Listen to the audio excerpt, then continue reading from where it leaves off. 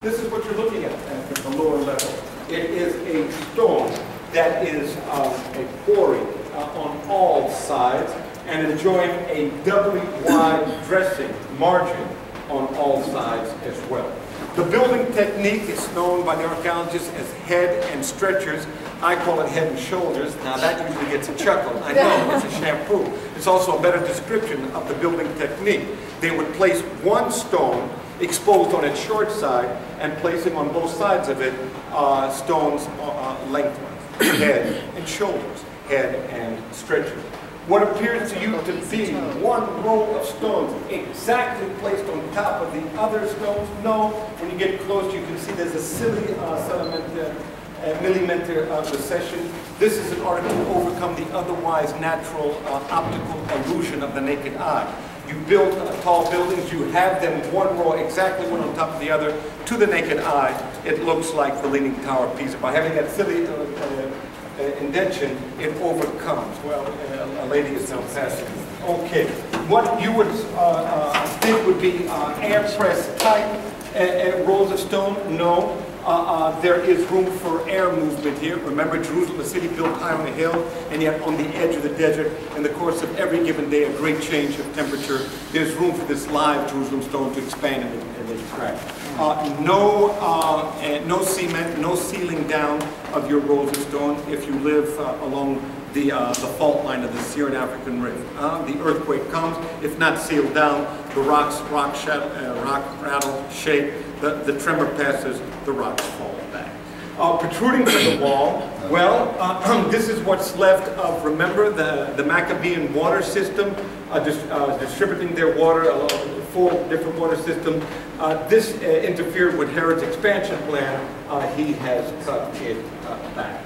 Okay, the middle row, this is where you have the largest, heaviest, individually quarried stone known by man. 410 American ton individually quarried stone. I have Jimmy standing in position when you come around. I'll show you where that stone begins. He's already standing where it ends.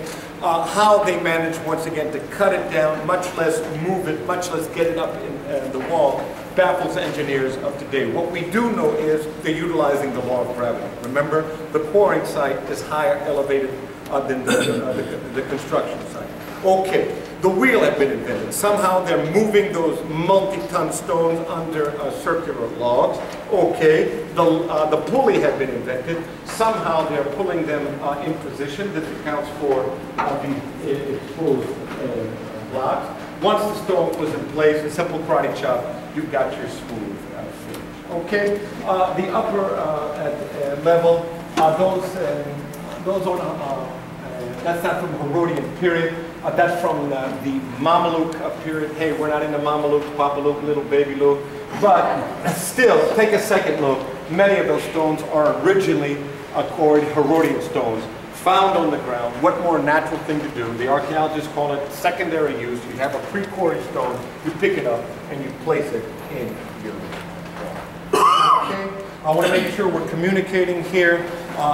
You're shaking your head and you say, wait, with all this wealth of information, and at this time of night, let me see if I got it right.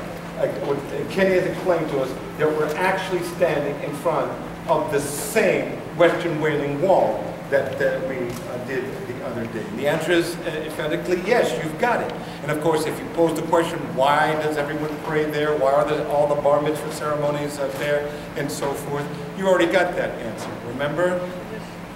Tradition. For 2,000 years, that was the only.